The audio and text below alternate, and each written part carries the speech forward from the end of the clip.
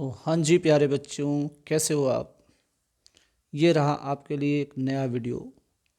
ये बेस्ड है integrated grammar पर। ये बेस्ड है ओमिशन पर। ओमिशन का मतलब आप कह सकते हो जिसमें एक कोई वर्ड मिसिंग होता है, वो आपको फाइंड आउट करके उसको सॉल्व करना, आपको ढूंढना पड़ता है और उसको लिखना पड़ता है। ठीक है, तो ये है आप सबका अपना चैनल। आपको कोई बात इंग्लिश में समझ नहीं आ रही है तो आप बिल्कुल फ्रस्ट्रेट ना हो, बिल्कुल निराश ना हो। हाँ, वीडियोस बहुत ज़्यादा आपके इंटरेक्टिव पैनल पे नहीं अभी मिल पाएंगे आपको। ठीक है, तो इसके साथ थोड़ा सा कॉम्प्रोमाइज़ करना पड़ेगा, लेकिन हाँ, एक्सप्लेनेशन और कंटेंट आपको ठीक से समझ में आएगा। तो सबसे पहले आप इस इमेज को क्लिक करें, स्क्रीनशॉट लें, और बेहतर समझना हो तो आप इसको पहले लिख लें, उसके बाद वीडियो को कंटिन्यू करें। ठीक है, तो देखते हैं ओमिशन क्या होता है। सबसे पहले थोड़ा सा मैं आपको बताऊं, इंटीग्रेटेड ग्रामर को मैंने पहले वीडियो में भी बताया था कि यहाँ पर आपको जो भी आपने अलग अलग सीखा था अप टू क्लास 8 में, tense, articles, prepositions, pronoun, conjunctions et cetera, यहाँ वो सारे एक साथ आपको ढूंढना पड़ता है कि कहीं यहाँ पर आर्टिकल की एरर तो नहीं है इस लाइन में, कोई टेंस एरर तो नहीं है, कोई टेंस वर्ब तो मिसिंग नहीं है। तो ये सारी चीज़ें आपको माइंड में रख करके चलनी पड़ती हैं। इसमें जितनी ज़्यादा प्रैक्टिस करेंगे उतनी ज़्यादा आपको इसमें कुशलता मिलेगी, means you will be expert in this area. तो लेट अस बिगिन, देखते हैं क्वेश्चन क्या है। In the paragraph below one word has been omitted. Omitted मतलब डिलीट कर दिया गया है, वो दिया नहीं गया है ना। इन ईच लाइन, और किसमें, प्रत्येक लाइन में, right the missing word along with the word that comes before and the word that comes after. तो इसमें आपको भी इंडिकेट करना पड़ेगा कि along with the word that comes before, उस वर्ड से पहले कौन सा वर्ड, उसके बाद, मतलब वो कहाँ पर लगेगा, उसकी पोजीशन को आप इंडिकेट आंसर शीट में करना पड़ता है। आपके टीचर ने ज़रूर बताया होगा कि इसको किया कैसे जाता है, इसके आंसर लिखने ज़रूर बताए होंगे। तो उस तरीके से आपको करना, मतलब एक साइड आपको मिसिंग वर्ड लिखना पड़ता है, एक साइड में 3 कॉलम बनाते हो आप, बिफोर, आफ्टर और मिसिंग वर्ड। इस तरीके से भी कोई टीचर लिखाते हैं, तो जैसे आपके टीचर्स लिखा रहे हैं आप उसको उस तरीके से फॉलो करें। तो it in your answer sheet against the correct blank numbers, make sure that the word that forms your answer is underline. और जो भी make sure that the word that forms your answer, आप देखो थोड़ी सी language tricky हो रही, मतलब जो वर्ड यहाँ पे सीधे लिख सकते थे कि जो वर्ड आप फिल कर रहे हैं, the word you are going to fill it underline.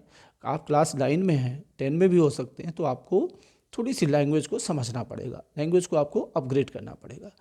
तो जो वर्ड आपका करेक्ट हो रहा है उसको आपको अंडरलाइन भी करना है। तो आपके टीचर ऑलरेडी बता रखे होंगे, फॉलो करना। अब यहाँ पे ये समझना है कि हम उसको आइडेंटिफाई कैसे करें। चलो पहला सेंटेंस देखते हैं। इन इंडिया, अब एमसीक्यू फॉर्म में भी मिल रहा है तो आपको थोड़ा सा इजी हो जाता है। तो ये इंटीग्रेटेड, ये एमसीक्यू फॉर्म में नहीं है। In India children constitute nearly 40% the population. क्या आपको सेंटेंस ठीक लग रहा है या कुछ इसमें मिस हो रहा है? अगर आप ध्यान से देखेंगे, 2-3 बार सेंटेंस पढ़ेंगे तो आपको स्ट्राइक कर जाएगा। In India children constitute nearly 40% the population, तो यहाँ पर आपको क्या मिस कर रहा है, ऑफ द पॉपुलेशन। तो सबसे पहले आपको परसेंट पिक करना है और द आपको आफ्टर की जगह पे लिखना, और द और यहाँ पर ऑफ आपको लिख देना है। 40% ऑफ द पॉपुलेशन। दूसरा सेंटेंस देखते हैं। दे the bedrock of society.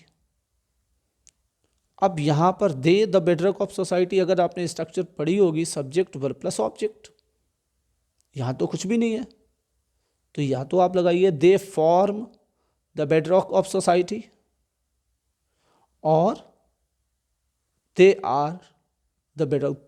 2 possibilities आ रही। फॉर्म यहाँ प्रिंसिपल वर्ब के रूप में आ जाएगी, और आर यहाँ पर लिंकिंग वर्ब के, आप कह सकते हो हेल्पिंग वर्ब के, हालांकि लिंकिंग वर्ब के रूप में ही आएगी, हेल्पिंग नहीं, लेकिन अगर आप समझ सकते हो तो हेल्पिंग वर्ब के रूप में आ जाएगी। ठीक है, वो होगी यहाँ पे लिंकिंग वर्ब के। अब लिंकिंग वर्ब और हेल्पिंग वर्ब ये तो अलग का पार्ट है। अगर नहीं समझ में आता है तो आप कमेंट बॉक्स में डालते रहिए, हम धीरे धीरे कंटेंट आप तक पहुँचाते रहेंगे। फिर नेक्स्ट सेंटेंस देखते हैं। Any effort to promote welfare is a national investment. ठीक है। अब नंबर 3 पे आ रहा है, any effort to promote welfare, किसका वेलफेयर, ये कुछ मिस हो रहा है यहाँ पे, तो प्रमोट पे यहाँ पर आएगा देयर, क्योंकि बच्चों के लिए बात हो रही है ना, ये जो चिल्ड्रन के लिए आ रहा है, their welfare is a national investment. Meaning पे हम नहीं जाएंगे, मीनिंग पे बाद में देखेंगे, अभी हम मिसिंग पे देख रहे हैं। फिर child guidance begin in country as an, अब हम डी पे चल रहे हैं, child guidance began in country as an, किसका कंट्री, आर कंट्री और द कंट्री। अपने कंट्री की बात करें तो या तो द कंट्री लगाइए और our country. As an area of social work practice Mumbai. तो यहाँ पर ये आ रहा है area of social work practice Mumbai, कुछ मिसिंग लग रहा है आपको, यहाँ पे आएगा इन, प्रैक्टिस इन मुंबई।